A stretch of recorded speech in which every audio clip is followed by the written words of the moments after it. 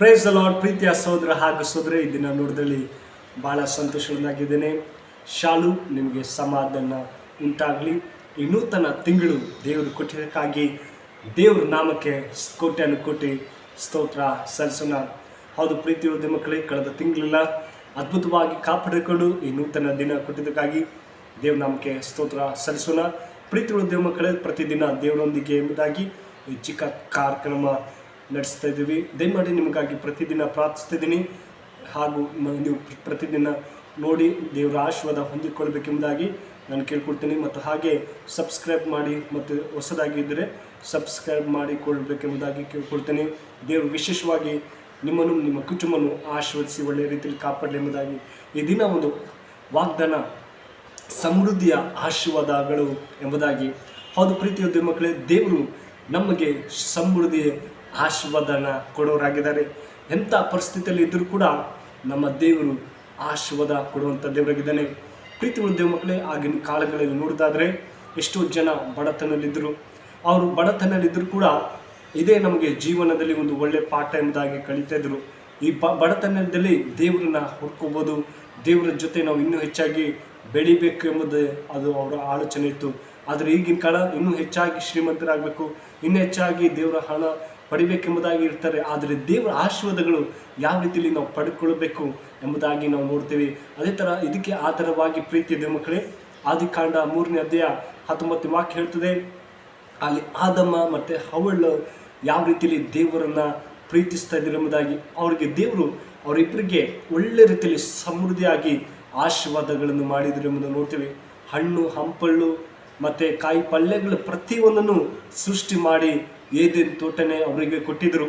ಆದರೆ ಅವರು ಏನು ಮಾಡಿದರು ಎಂಬುದಾಗಿ ನೋಡ್ತಾದರೆ ಪ್ರೀತಿ ಮಕ್ಕಳೇ, ಆದಿಕಾಂಡ 1ನೇ ಅಧ್ಯಾಯ ಹಿಡಿದು 3ನೇ ಅಧ್ಯಾಯವರೆಗೂ ದೇವರು ಅದ್ಭುತವಾಗಿ ಆದಮನಿಗೆ ಏನೇನು ಬೇಕೋ, ಆತನಿಗೆ ಯಾವುದೇ ಕೊರತೆ ಇರಬಾರ್ದು, ಅವನ್ನ ಒಳ್ಳೆ ರೀತಿಯಲ್ಲಿ ಜೀವಿಸಬೇಕು ಈ ಭೂಮಿ ಮೇಲೆ ಎಂಬುದಾಗಿ.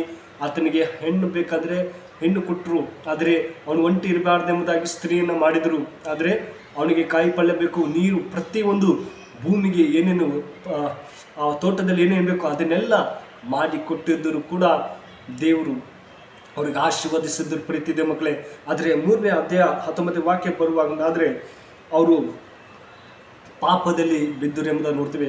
ಆ ಒಂದು ಹಾವು ಸರ್ಪ ಏನು ಮಾಡ್ತದೆ, ಸೈತನ ವಂಚನೆಯಿಂದ ಅವಳ ನೀನು ಯಾವ ಮರ ತಿನ್ನಬಾರ್ದು ಅಂತ ನಿಮ್ಮ ದೇವ್ರು ಅಂತ ಹೇಳಿದ್ದಾರೆ.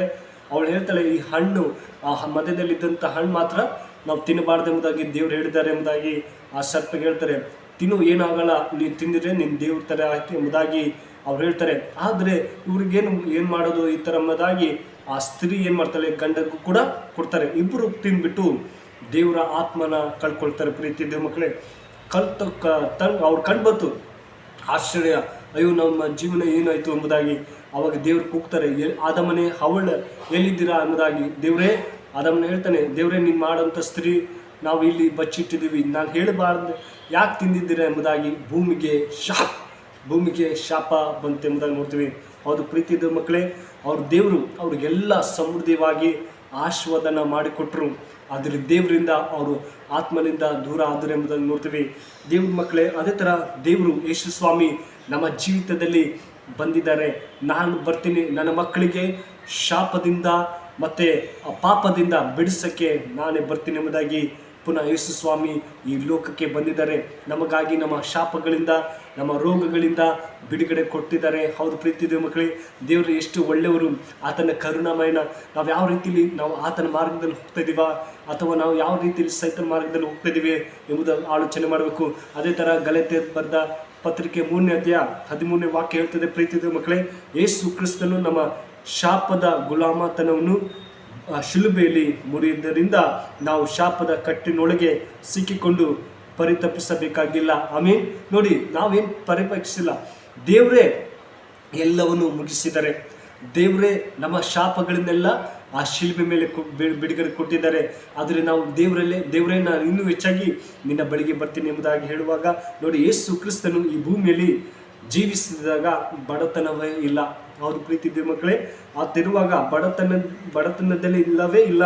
ಅದರಿಂದ ನಾವು ಬಡವರಾಗಿರುವುದರಿಂದ ನ್ಯಾಯವಾದುದು ಎಂದು ಅನೇಕರು ವಾದಿಸ್ತಾರೆ. ಅಯ್ಯೋ, ನಾನು ಬಡತನಲ್ಲೇ ಇದ್ದೆ, ಇನ್ನು ನಾನು ಹೇಗೆ ಶ್ರೀಮಂತನಾಗಬೇಕು ಎಂಬುದಾಗಿ ನಾವು ಆಲೋಚನೆಯಲ್ಲಿ ಇರ್ತೀವಿ.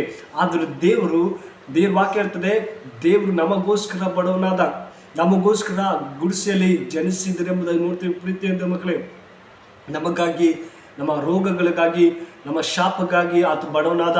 ನೀವು ಶ್ರೀಮಂತರಾಗಿರಿ ಎಂಬುದಾಗಿ ಪೌಲನು ಕೊರಿಂಥದ 2 ಕೊರಿಂಥ 8:9 ವಾಕ್ಯ ಹೇಳ್ತದೆ ಎಂದು ಹೇಳ್ತಾನೆ. ನೋಡಿ, ಐಶ್ವರ್ಯವಂತನಾಗಿರಬೇಕೆಂದು ನಿಮಗೋಸ್ಕರ ಬಡವನಾದನು. ಹೌದು ಪ್ರೀತಿಯ ಮಕ್ಕಳೇ, ದೇವ್ರು ನಮಗೋಸ್ಕರ ಬಡವನಾದ.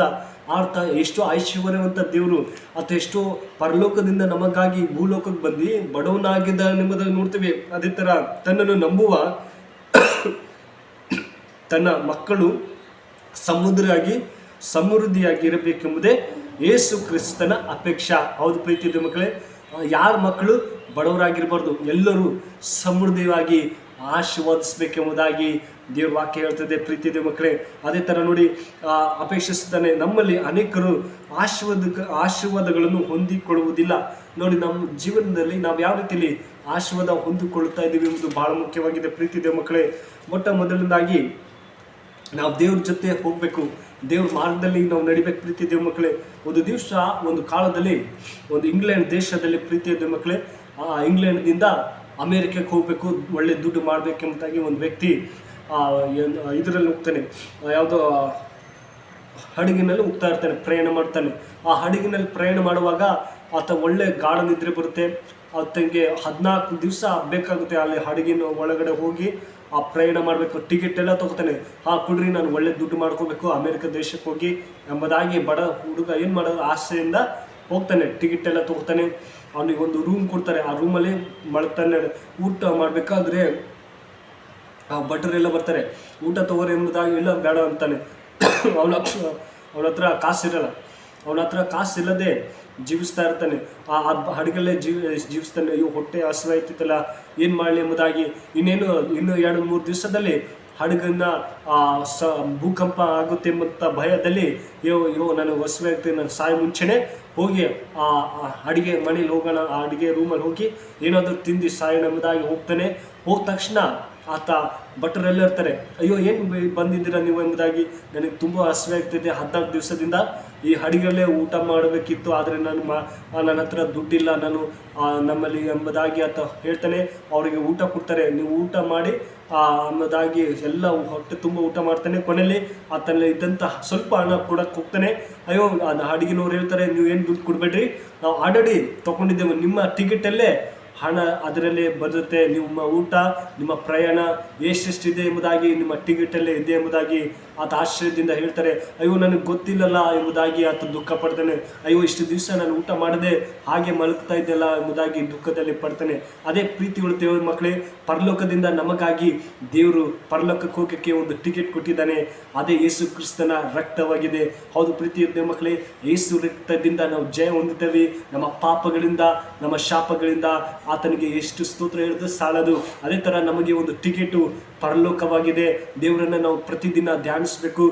ದೇವ್ರ ಜೊತೆಯಲ್ಲಿ ನಾವು ಇರುವಾಗ ಆತ ಪರಲೋಕ ಟಿಕೆಟ್ ನಾವು ಕೊಡೋಕ್ಕೆ ಇಷ್ಟವುಳ್ಳದಾಗಿದ್ದಾನೆ. ಆದರೆ ನಾವು ಹೇಳ್ತೀವಿ, ಅಯ್ಯೋ ದೇವರೇನು ಎಷ್ಟೋ ದೇವರು ಇದ್ದಾರೆ, ನಾವು ಯಾರು ದೇವರ ನಂಬಲಿ ಎಂಬುದಾಗಿ ನಾವು ಗಲಿಬಿಲಿರ್ತೀವಿ. ಆದರೆ ಪ್ರೀತಿಯ ದೇವ ಮಕ್ಕಳೇ, ನಾವು ದೇವ್ರು ಕರೀತಾ ಇದ್ದೇನೆ, ಮಗಳೇ ನೀ ನನ್ನ ಹತ್ತಿರ ಬಾ, ನಾನು ನಿನಗೆ ಸಮೃದ್ಧಿಯಾಗಿ ಆಶೀರ್ವದಿಸ್ತಾ ಇದ್ದೀನಿ ಎಂಬುದಾಗಿ ಹೇಳ್ತಾ ಇದ್ದಾರೆ. ಆದರೆ ನಾವು ದೇವರಿಗೆ ಸಮಯ ಕೊಡ್ತಾಯಿಲ್ಲ. ಅಯ್ಯೋ, ಟಿಕೆಟ್ ತೊಗೊಂಡ, ದುಡ್ಡು ಮಾಡ್ಕೊಳ್ಬೇಕು, ಅಮೇರಿಕ ದೇಶಕ್ಕೆ ಹೋದ, ಆದರೆ ಕೊನೆಯಲ್ಲಿ ಆತ ಹಸುವೆಯಿಂದ ಬಳಿತಾ ಇದ್ದ. ಆದರೆ ನಾವು ಕೂಡ ದೇವರು ನಮ್ಮ ಹತ್ತಿರನೇ ಇದ್ದೇನೆ, ಆತನ ರಕ್ತದಿಂದ ನಮ್ಮನ್ನು ಶುದ್ಧಿ ಮಾಡ್ತಾ ಇದ್ದೇನೆ. ಆದರೂ ಕೂಡ ನಾವು ಇನ್ನೂ ಆ ದೇವ್ರ ಹತ್ತಿರ ಹೋಗ್ತಾ ಇಲ್ಲ ಎಂಬುದಾಗಿ ನಾವು ನೋಡ್ತೇವೆ. ಬರೀ ಆಶೀರ್ವಾದ ಬೇಕು, ಬರೀ ನಮಗೆ ಹಣ ಇದು ಬೇಕು ಅದು ಬೇಕು ಎಂಬುದಾಗಿ ನಾವು ಜೀವಿಸ್ತಾ ಇದ್ದೀವಿ ಹೊರತು, ದೇವರೇ ನೀ ನನಗಾಗಿ ನನ್ನ ಶಾಪಗಳಿಂದ ಬಿಡುಗಡೆ, ಶಿಲುಬೆ ಮೇಲೆ ಭಾರದಿಂದ ಜೀವಿಸಿದಲ್ಲ, ನಾನು ನಿನಗಾಗಿ ಜೀವಿಸ್ತೀನಿ ಎಂಬುದಾಗಿ ಹೇಳೋರು ಯಾರಿಲ್ಲ ಪ್ರೀತಿದೆ ಮಕ್ಕಳೇ. ಅದೇ ಕೊನೆಯದಾಗಿ ಎರಡನೇದು ನೋಡುವುದಾದರೆ ಆಶೀರ್ವಾದ ಉದ್ದೇಶ ಏನಂದರೆ, ನೋಡಿ, ಅಬ್ರಹಾಮನು ಕೂಡ ದೇವರಲ್ಲಿ ಆ ನಂಬಿಕೆಯಿಂದ ಜೀವಿಸಿದ.